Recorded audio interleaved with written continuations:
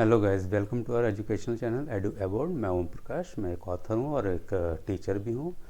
मैंने एक CTET exam होता है, टीचर्स एलिजिबिलिटी टेस्ट होता है, उसके लिए बुक्स लिखी हैं जिसमें एनवायरमेंटल स्टडीज़ एंड पेडागोजी यानी पर्यावरण अध्ययन और शिक्षण शास्त्र है, साइंस एंड पेडागोजी है, इसके अलावा मैथ्स पेडागोजी का भी मेरा कंट्रीब्यूशन है और साथ ही साथ SST इंग्लिश ट्रांसलेशन भी मैंने किया हुआ है।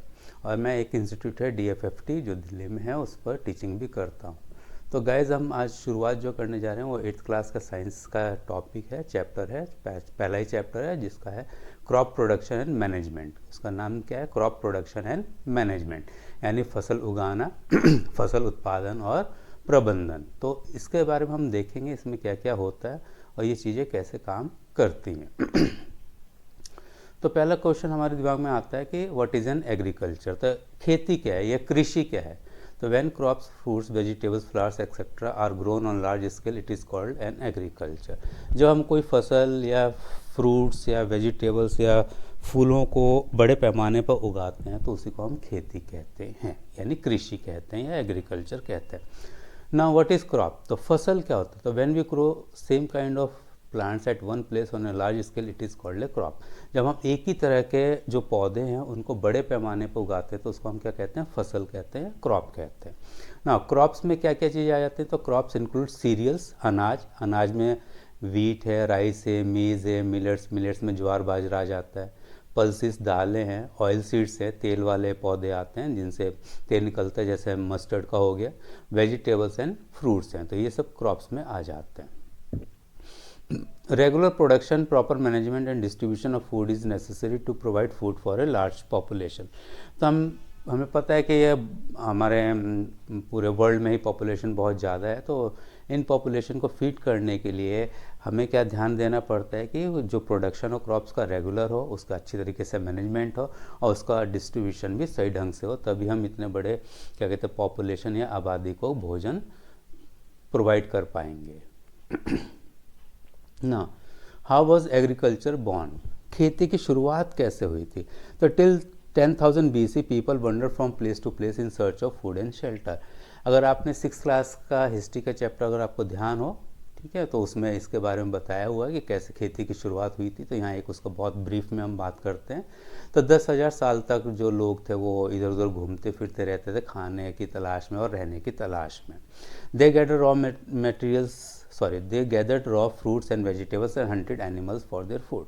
तो वो जो कच्चे फल फ्रूट्स वगैरह होते थे, वेजिटेबल्स वगैरह होते थे, उनको इकट्ठा करते थे और जानवरों का भी शिकार करते थे। दस दे वर हंटर्स एंड फूड गैदरर्स। इस तरीके से वो क्या थे? हंटर्स थे और फूड गैदरर्स थे, यानी शिकारी थे और खाद्य संग्राहक थे। ठीक है। After 10,000 BC they started growing crops like wheat, rice and barley. तो 10,000 BC के बाद उन्होंने वीट, राइस और बार्ले ऐसी फसलें उगानी शुरू की और इस तरीके से एग्रीकल्चर की शुरुआत हुई। दस agriculture was born and the people became agriculturist. तो इस तरह से खेती की शुरुआत हुई, जो लोग थे वो कृषक बन गए, खेती करने वाले बन गए। Now agriculture depends on the climatic conditions like temperature, humidity and rainfall besides the topography and soil of the region। तो एग्रीकल्चर किस चीज़ के ऊपर डिपेंड करता है? पहले तो क्लाइमेटिक फैक्टर्स आ जाएंगे जिसमें टेम्परेचर, तापमान है, ह्यूमिडिटी आर्द्रता यानी नमी, रेनफॉल है। इसके अलावा टोपोग्राफी कि किस तरह का वो क्या कहते हैं वहाँ का जो लैंडस्केप है किस तरह का है, प्लेन एरिया है, डेजर्ट एरिया है, हिली एरिया है, या फिर वहाँ पर मिट्टी कौन सी है, क्लेई मिट्टी है, देखो एलिवियल सॉयल है या ब्लैक सॉयल है या लेटराइट सॉयल है, तो किस तरह की मिट्टी है। तो इन चीज़ों के ऊपर एग्रीकल्चर डिपेंड करता है। ना coming to classification of crops. तो क्रॉप्स क्लासिफिकेशन हम सीजन्स के बेसिस पर दो कैटेगरीज में करते हैं। Crops are classified on the basis of season into two categories. तो पहली कैटेगरी आती है खरीफ क्रॉप्स की। कौन सी आती है? खरीफ क्रॉप्स की आती है। ठीक है। तो जो खरीफ क्रॉप्स है, और दूसरी कैटेगरी किसकी है? रबी क्रॉप्स की। किसकी है? रबी क्रॉप्स की। तो खरीफ क्रॉप्स और रबी क्रॉप्स के बीच में हम देखते हैं कि क्या डिस्टिंक्शन है। तो kharif crops are sown in rainy season, यानी जून जुलाई के मौसम में उगाए जाते हैं। Whereas rabi crops are grown या सोन इन ऑटम सीजन, यानी अक्टूबर नवंबर में ये बोए जाते हैं। Kharif crops are harvested in October and November. जो खरीफ क्रॉप्स है उनको उनकी कटाई यानी उनको कब काट लिया जाता है? अक्टूबर नवंबर में काट लिया जाता है। और rabi crops are harvested in March and April. Rabi crops को कब काट लिया जाता है? मार्च और अप्रैल के महीने में। एग्जाम्पल है खरीफ क्रॉप्स के राइस है, मेज़ है, कॉटन, ग्राउंडनट है। रबी क्रॉप्स के वीट, ग्राम, पीज, मस्टर्ड, ये सब आ जाते हैं। लेकिन इसके बीच में अप्रैल से हम अगर जून तक का महीने देखें तो गर्मी का मौसम होता है। इस मौसम में कुछ फसल उगती है, जैसे आपने खीरा, ककड़ी, तरबूज, खरबूजा ये सब खाया होगा, तो ये सब इस मौसम में उगाए जाते हैं। तो इनको क्या कहते हैं? जायद क्रॉप्स कहते हैं। तो in summer season from April to June some pulses, cucumber, melon, watermelon, vegetables are grown, these are called zaid या जायद क्रॉप्स। ठीक है, क्लियर?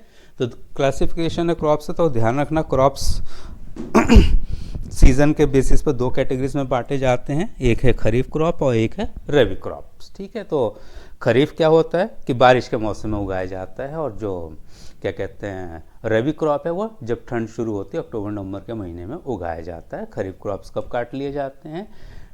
अक्टूबर नवंबर में काटे जाते हैं। और रबी क्रॉप्स कब काटे जाते हैं? मार्च अप्रैल में काटे जाते हैं। क्लियर? ना कमिंग टू एग्रीकल्चर प्रैक्टिसेस की बात करें तो द एक्टिविटीज और task which a farmer carries out to cultivate a crop are known as agriculture practices. यानी एक फसल उगाने में जो काम एक किसान करता है, उस खेत जोतने से लेके बीज बोने से लेके उसको हार्वेस्ट करके स्टोर करने तक, उसी को एग्रीकल्चर प्रैक्टिसेस कहते हैं। तो एग्रीकल्चर प्रैक्टिसेस जो है वो कौन कौन सी हैं? तो प्रिपरेशन ऑफ सॉइल या प्लोइंग, यानी मिट्टी तैयार करना या खेत को जोतना, फिर सोइंग है बीज बोना, फिर एडिंग मैन्योर्स एंड फर्टिलाइजर्स, खाद देना और उर्वरक देना। फर्टिलाइजर्स की हिंदी क्या होती है? उर्वरक होती है। और मैन्योर की हिंदी क्या होती है? खाद होती है। फिर इरिगेशन आगे सिंचाई करना, प्रोटेक्टिंग फ्रॉम वीड्स, वीड्स होते हैं खरपतवार, तो खरपतवार से उसकी रक्षा करना। फिर हार्वेस्टिंग है, यानी कटाई है। फिर उसके बाद क्या आता है? स्टोरेज आ जाता है। क्या आ जाता है? स्टोरेज आ जाता है। तो ये 7 प्रैक्टिसेस हैं जो एक किसान को करना पड़ता है। ठीक है, तो पहली प्रैक्टिस प्रिपरेशन ऑफ सॉइल है या प्लोइंग भी कहा जाता है इसको। तो क्या है ये चीज़? The first step in agriculture is to turn the soil and loosen it. तो मिट्टी को भुरभुरा करना है, उसको लूज करना होता है। The process of loosening and turning of the soil is called ploughing और टीलिंग। तो इसी को जब मिट्टी को हम भुरभुरा करते हैं या उसको सॉफ्ट बना देते हैं तो उसी को प्लोइंग या टीलिंग कहते हैं, यानी खेत जोतना कहते हैं। तो प्लोइंग का इंपॉर्टेंस क्या है? Importance of ploughing, it allows the roots to penetrate deep into the soil. तो जब मिट्टी सॉफ्ट हो जाती है तो जो पौधे के रूट्स हैं वो ज़्यादा नीचे, ज़मीन में ज़्यादा नीचे चले जाते हैं। It allows the roots to breathe easily, और वो आसानी से सांस ले सकते हैं। उनमें जो गैसेस ट्रैप्ड हो जाते हैं सॉइल में, वो आसानी से पौधे को मिल जाते हैं। It also allows the growth of earthworms and other माइक्रोज present in the soil. तो जो मिट्टी के अंदर जो छोटे और जो माइक्रोस्कोपिक ऑर्गेनिजम्स हैं और जो अर्थवर्म्स हैं, उनके ग्रोथ में भी ये हेल्प करता है। तो this organism for the turn and loosen the soil and add humus. ये ऑर्गेनिजम्स क्या करते हैं? मिट्टी को और ज़्यादा सॉफ्ट कर देते हैं और मिट्टी में ह्यूमस ऐड करते हैं। This organism are known as friends of farmers. तो इन्हीं ऑर्गेनिजम्स को हम क्या कहते हैं? फार्मर्स का फ्रेंड्स कहते हैं। खासतौर से ये क्वेश्चन बहुत पूछा जाता है, which of the following is known as a friend of farmer, तो उसमें अर्थवर्म ऑप्शन जरूर आता है। The soil organisms decompose the dead plants and animals, and in this process nutrients are released back in the soil which are reabsorbed by the plants.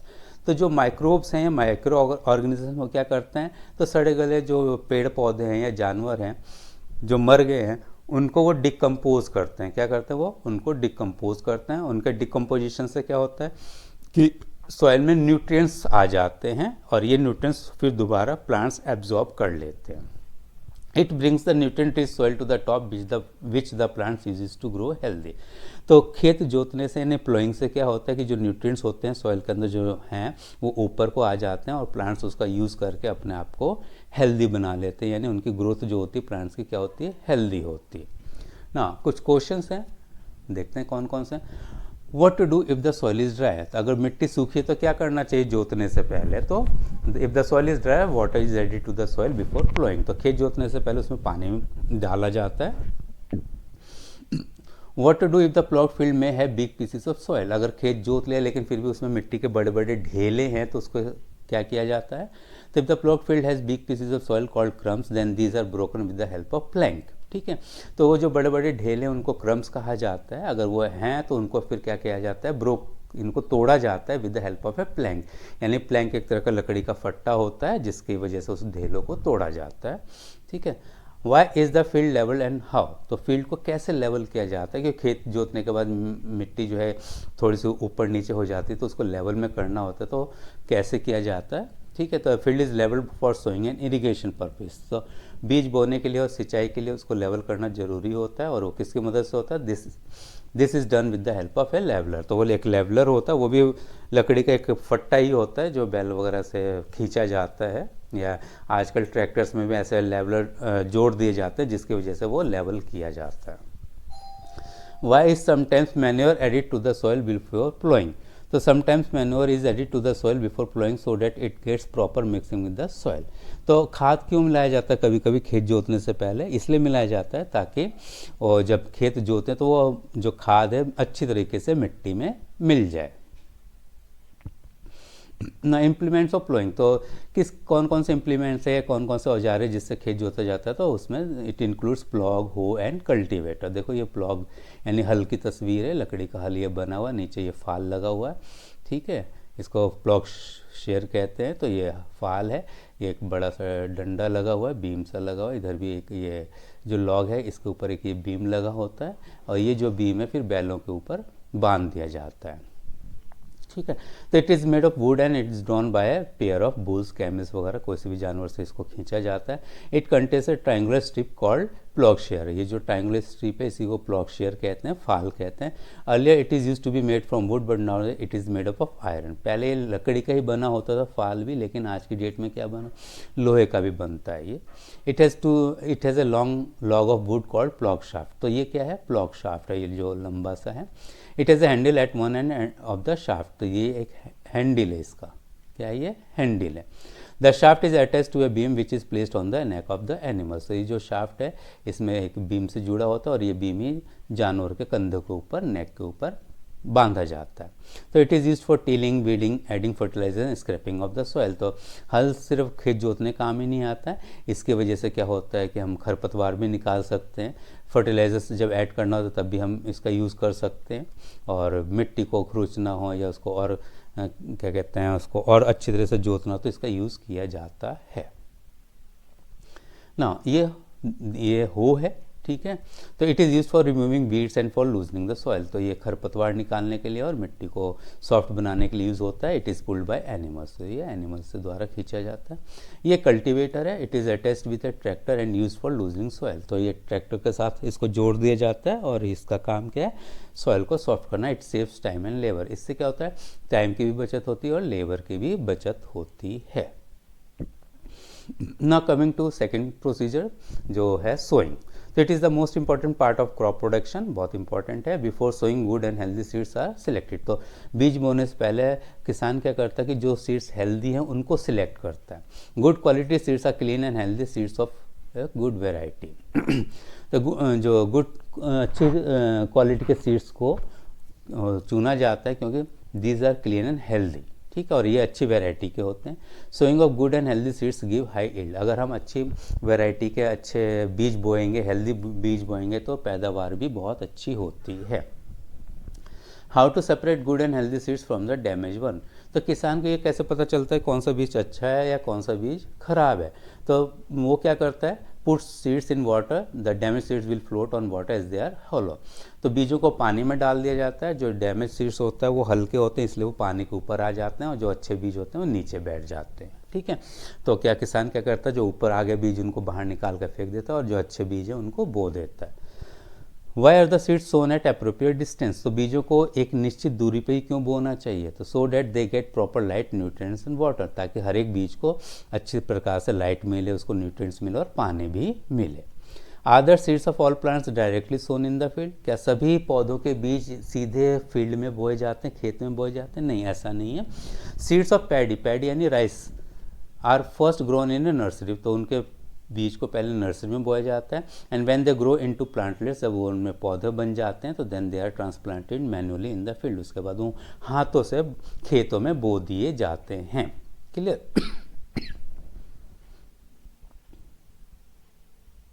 ना tools for sowing क्या है? तो seeds can be sown manually और by machines known as seed drills. तो seeds को हाथों से भी बोया जाता है, ठीक है, या कभी कभी हाथों से बिखेर भी देते हैं खेतों में, या मशीन्स का यूज़ करते हैं। तो देखो ये ट्रेडिशनल सीड ड्रिल मशीन है ये इस पिक्चर में। तो it is shaped like a funnel, ये देखो इसके ऊपर एक ये फनल टाइप का बना हुआ है। Seeds are put into the funnel which are then pass down through 2 और 3 pipes having sharp ends.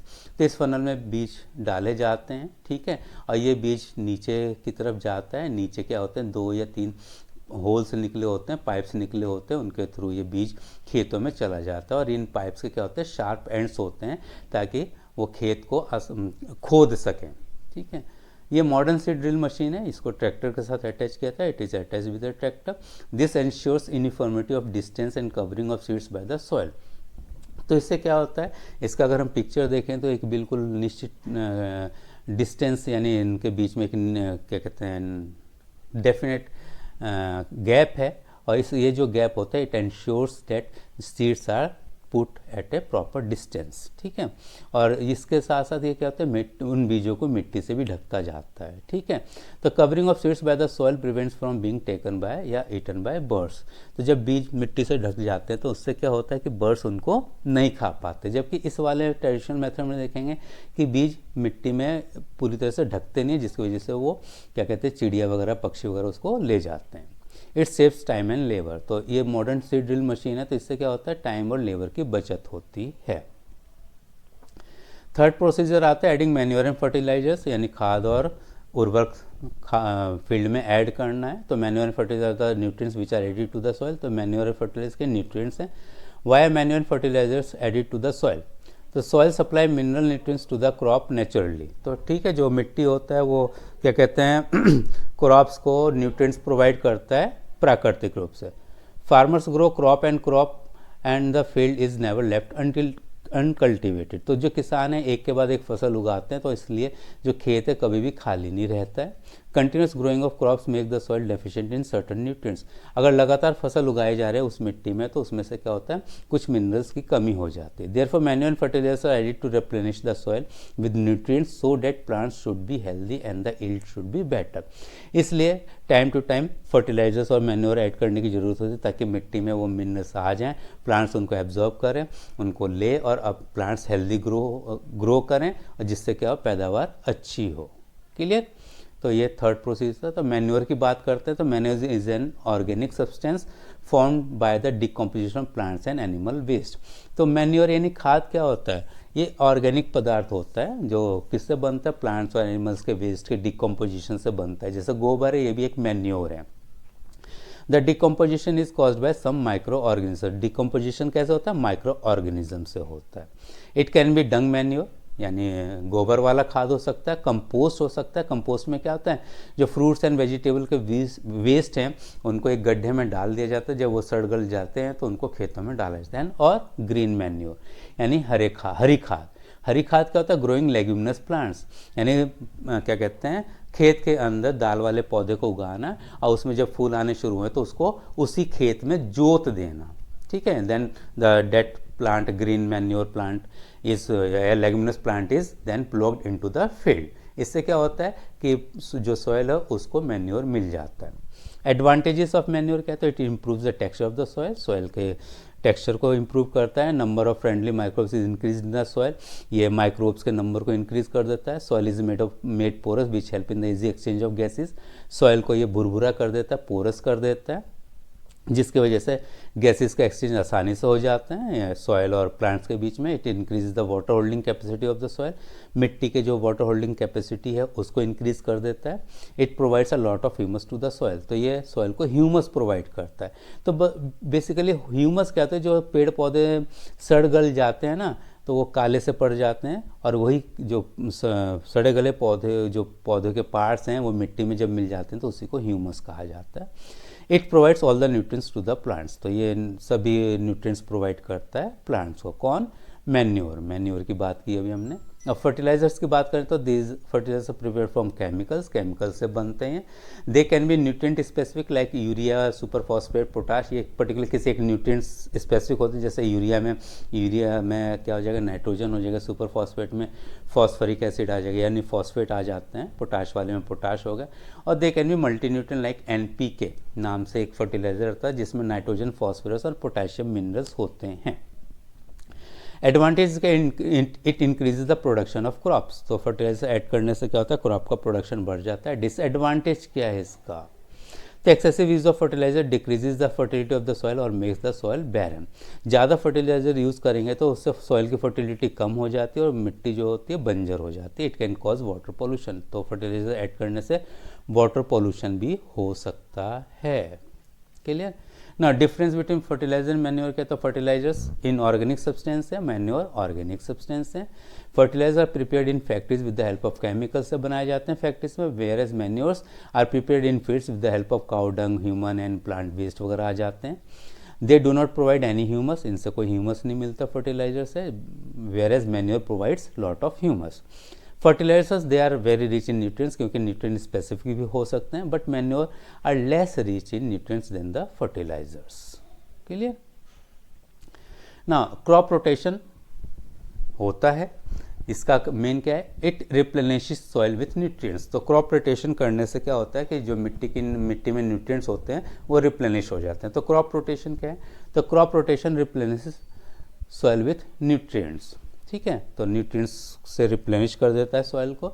This is done by growing different crops alternately. तो क्रॉप रोटेशन क्या है कि अलग अलग टाइम पर खेतों में अलग अलग प्रकार के फसल उगाना, वो क्रॉप रोटेशन है। ठीक है, जैसे मान लीजिए इस साल हमने किसी एक खेत में गेहूं उगाया, तो अगले साल उसमें हम दाल वाले पौधे उगा सकते हैं, उससे अगले साल चावल उगा सकते हैं, तो that is known as crop rotation.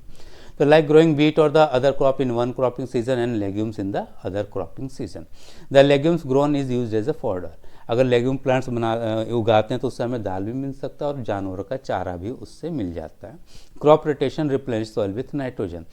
Crop rotation से क्या होता है, नाइट्रोजन ज़्यादा मिल जाता है मिट्टी के अंदर। In the leguminous plants rhizobium bacteria fix atmospheric nitrogen.